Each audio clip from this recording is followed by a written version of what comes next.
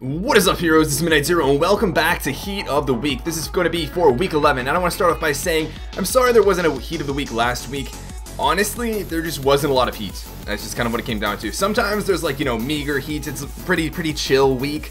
But last week there was close to no heat. There was a really cool Leavanny, expert belt Leavanny, and there's like agility Blaziken. I don't know why I'm only remembering Papa C's mons, but one of the higher up mons would have been like an Incinerate Thunderous T. It really just wasn't that great of a week for Heat of the Week, so that's why that wasn't there. And oh my, it seems like the heat for this week definitely made up for last week. So you guys have a lot in store this week. A lot of honorable mentions, a lot of cool Pokemon this week. So definitely stay tuned. And yeah, that's kind of all I really wanted to say. Let's hop into it. The first mon we've got is going to be from A-Drive, coach of the Minnesota Vikingbolts. That is going to be Goodra. Take a look at this Goodra. Now, Assault Vest is not too crazy of a set on Goodra, but what is pretty cool about this Goodra is the set of moves it is rocking. Rock Slide, Dragon Tail, Draco Meteor, Superpower.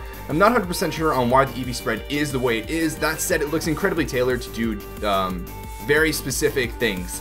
I'm sure the HP is to live, maybe 3 bug buzzes from Volcarona, or maybe like 6 or something. I don't know. Maybe something at +1 from, like maybe a Z move from +1 Volcarona. I'm not 100% sure, but the EV spread is tailored to counter all of, or a very specific set of mons that were really threatening to Dan's team. If you look at Rock Slide, it's very unconventional on Goodra, and it was really effective in the game. It was there for Volcarona. Volcarona can't really do a lot to Goodra, and Goodra typically doesn't run a lot of moves that would actually hit Volcarona back, but Rock Slide definitely caught Swami off guard this week and picked up a really important KO, saving Dan from having to deal with that monster of mon Volcarona. Dragon Tail is there for shifting Pokemon, phasing around. Basically, once you get hazards up, and when you have Pokemon like Volcarona on the opposing team, well, phasing can be really helpful early on in the game. Draco Meteor is there so that you can hit on the special side. Doesn't matter if you're physical wall, special wall, you're going to get hit hard on one of those defensive sides, whether it's Superpower or Rock Slide or Draco Meteor. After you've, used Superpower and lowered your attack, you can still hit hard with Draco Meteor on an unsuspecting enemy.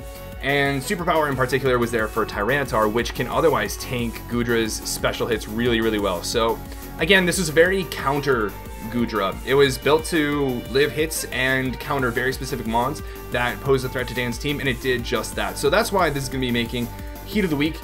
Now, I will say it is only number 5 because there's simply some heat that was just so heat that I had to put it above the effectiveness.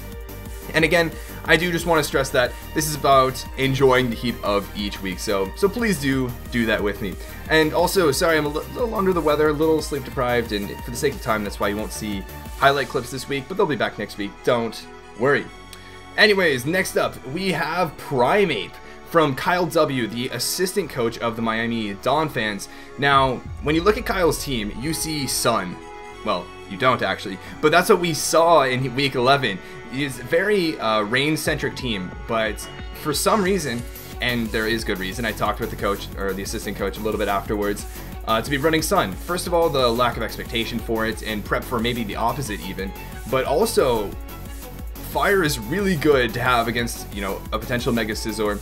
And what really stood out to me was this Primeape. I know that he was running a Sunny Day Roserade, he was running a Sunny Day Armaldo to help set up the sun for these mons, but in particular, this Primeape is really cool because of Overheat. It's got plenty of attack investment, it's got a lot of speed, and it's got a little bit of HP, defense, and special attack. I'd imagine those are efficiency EVs. What I mean by that is, investing more in attack isn't going to, change any relevant calcs.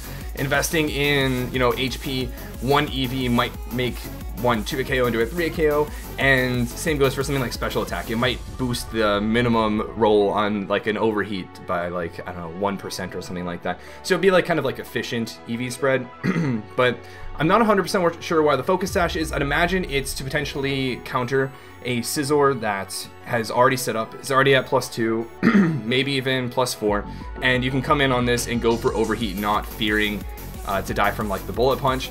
Also, the, what's it called? Fire Punch doesn't do as much as the Overheat does, even with all this attack investment, and that's why Overheat was being run, especially in the sun. Poison Jab is there for coverage, so is Ice Punch, and then Close Combat is just the hard-hitting stab that Primeape needs to be successful. But again, Overheat Primeape, in preparation of a Mega Scizor that can run, you know, if bulky, has a really great defense stat and can probably take, you know, close combats for days. So yeah, really cool prep, really didn't expect it and really wanted to highlight it this week. Next up, we have probably my favorite set from this week. Now, surprisingly, it's not the heat of the week because I don't know, it's arguably heat. It depends on how you define heat. And either way, I really wanted to show it off. It is something out of the ordinary, it is creative, and it's incredible team prep, and it is Exploud from Galactic Elliott and the Chicago Cub Chews. Now, when you look at this Exploud, you're probably like, what is going on? This is modest specs, nothing too crazy. Wait, where's that fourth move? Huh, it's only got Boom Burst, Focus Blast, and Substitute, but no fourth move. Why would you not run a fourth move? And wait, wouldn't it be better to hit Ghost types with something like Scrappy? Why are you running Soundproof? Now, this is where it gets really cool. I really like this set because this week, or rather last week, Elliott was going up against Duncan, who had a Ditto. And Ditto is a really difficult Pokemon to go up against, and that means every single time that you're building for your own team, you have to make sure you don't lose to your own team or any one Mon on your own team. And a great way of bringing an effective Exploud, you know, choice specs modest Exploud hits super hard, but making sure that your team doesn't get bodied back by that Exploud is also really cool. And how Elliott designed this set is around, well, first of all, speed to outspeed anything that's relevant, special attack to do as much damage, but why Soundproof? If Ditto comes in and turns into Exploud, it can't go for Boom Burst against Exploud. It has to go for Focus Blast, which first of all is inaccurate, but second of all, that gives Elliott a free switch into Gourgeist, which completely walls the set. It's immune to Boom Burst because Exploud won't be Scrappy, and Focus Blast won't hit it because it's a Ghost type, and it doesn't have any other move to hit it with. So, again, really cool team prep. I really like this set. I'm really happy that Elliott finally got around to sending me some of his sets. He said that he always forgets, but I'm happy to highlight him the first time he does it because this is really cool team prep. This is really well done. This is what I like to see, and I hope you guys can appreciate it for the same reason. Okay, moving on to number 2 for week number 11, we have Porygon-Z from the Exception, coach of the Tampa Bay Luxrays. Now, Porygon-Z, I remember watching the match, I was like, okay, lead Porygon-Z, and then a breakneck blitz on turn 1. Just going right for the Z move right away as the Florges came in, and it took a decent amount of damage, and I was really confused. I was like, Florges is a, you know, very solid special wall, and then Porygon-Z went for Double Edge. Porygon-Z went for Double Edge, and I never thought I'd see the day I saw a physical Porygon-Z putting in work, but it took out the Florges. It took out a Mon that typically countered Porygon-Z, or at least soft-checked Porygon-Z, and did it really well.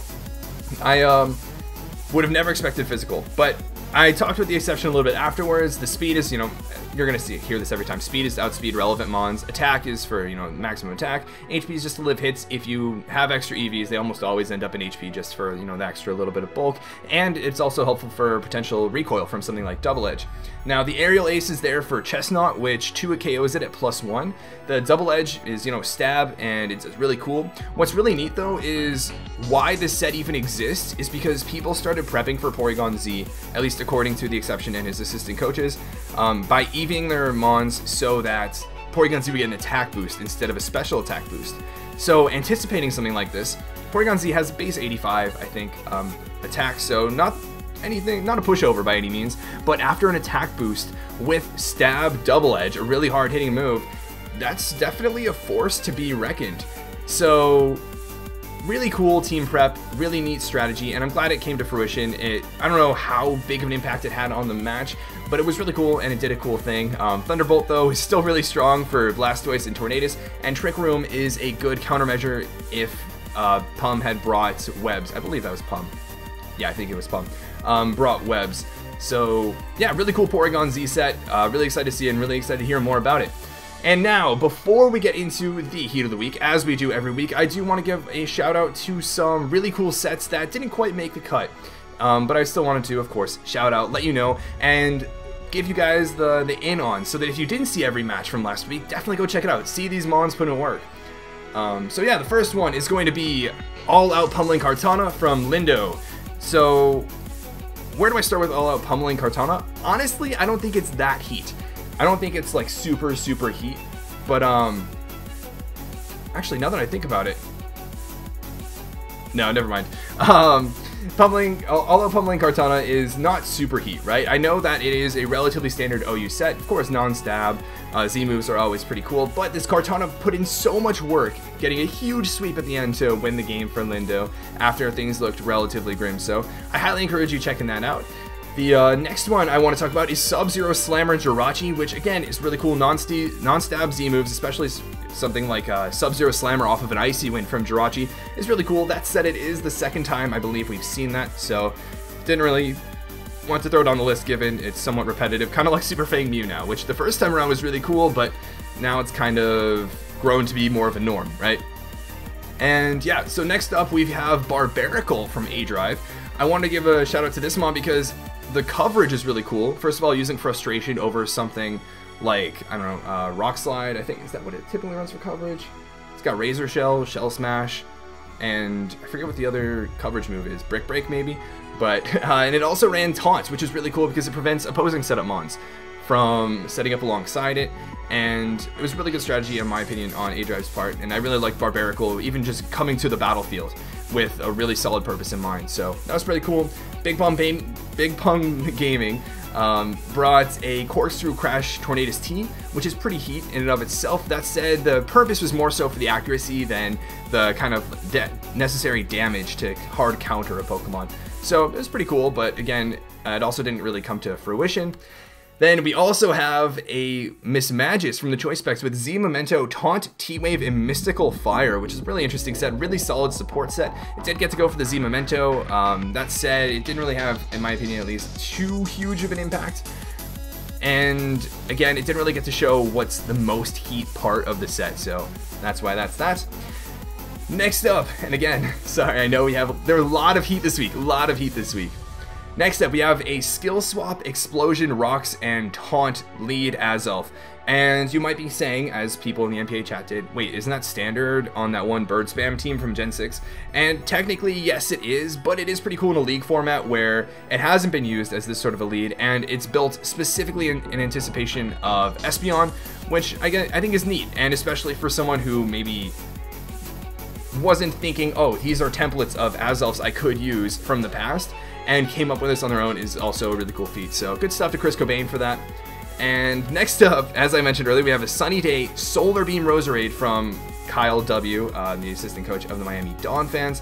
There was an Aqua Jet Keldeo from Brady, a Max Defense Resto Chesto Meloetta that actually did manage to put in some defensive work. So good stuff to King Bub for coming up with that. I think it was actually his assistant coach or his friend as well too that suggested it. And so maybe just good job King Bub for playing with that. And then, okay, we've got Weakness Policy Rock Polish T-Tar, which is always cool, so good stuff to Swami for using that T-Tar. And there was also from Willow.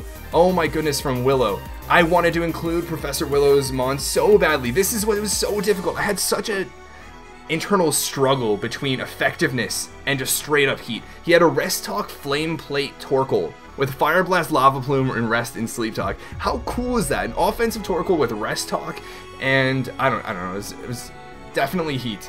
But again, it didn't really come to fruition. It missed the Fire Blast, sadly. And yeah, then again, Professor Willow is all about the Fire Blast, not going for the Flamethrower, because if you hit the Fire Blast, you look like a champ, right?